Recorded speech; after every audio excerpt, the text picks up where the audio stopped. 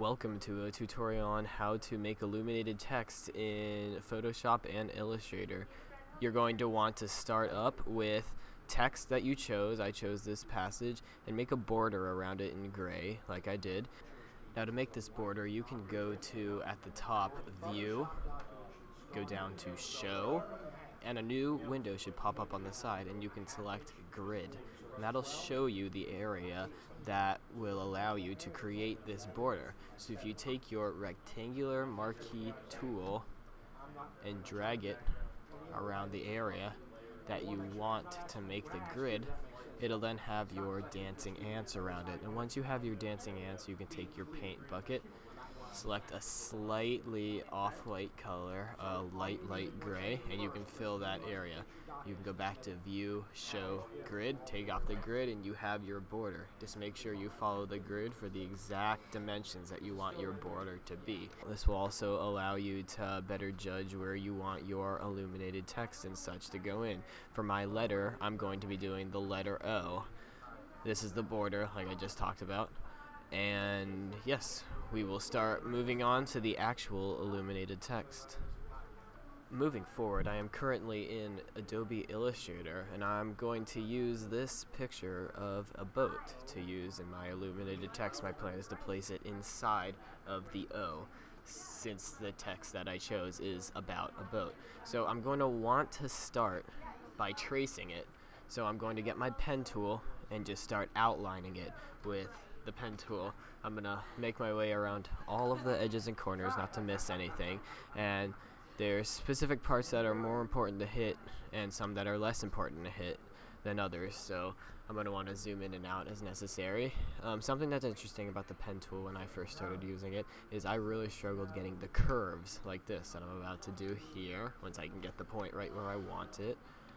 Alright, I'm going to change the anchor point tool and drag it across so it lines up the line with the edge of the boat, which it doesn't look very difficult, but when you're first starting in Illustrator, after having used Photoshop for almost all of your life in Adobe products, it's a difficult transition. So I'm going to keep on moving down the boat, do the anchor point again, changing it to outline the boat. And yes, I'm just going to continue all around the boat doing this similar thing, and I'll come back to you when I am finished.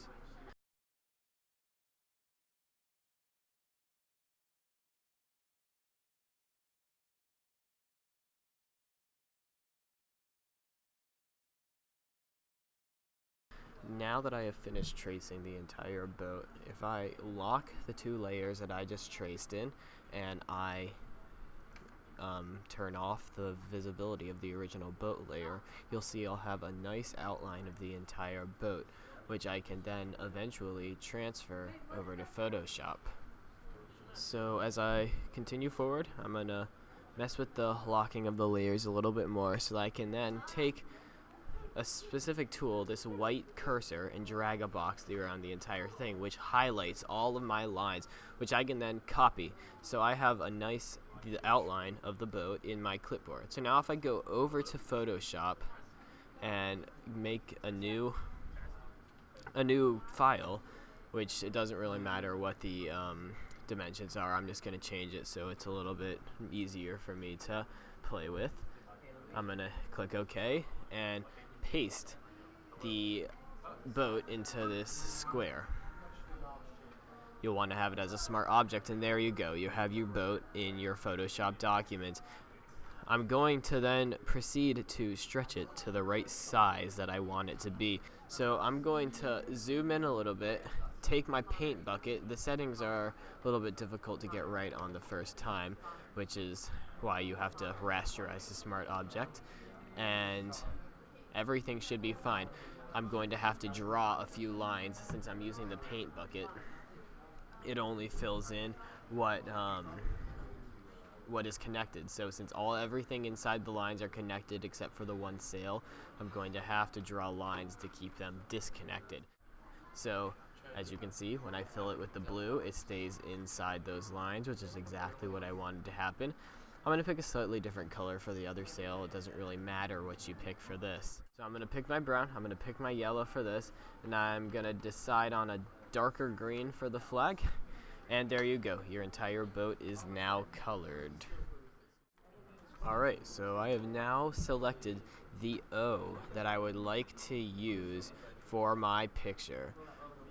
This part is mostly up to your choosing, so I'm not going to include a lot about this, but I will fast forward through all this so you can see what I did with my boat and how I moved it into the main picture, but I'll cut back to tell you about moving it into the main picture. So, yep, here is what I did.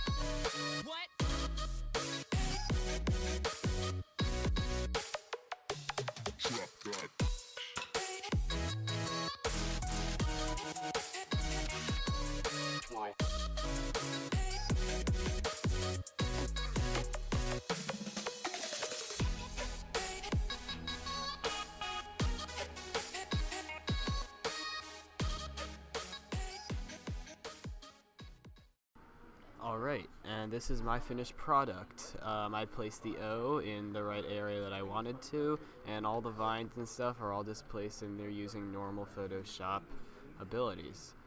And yeah, that's about it. Make sure you use original art for yours if you want to use it in a place where copyright applies. Thanks for watching.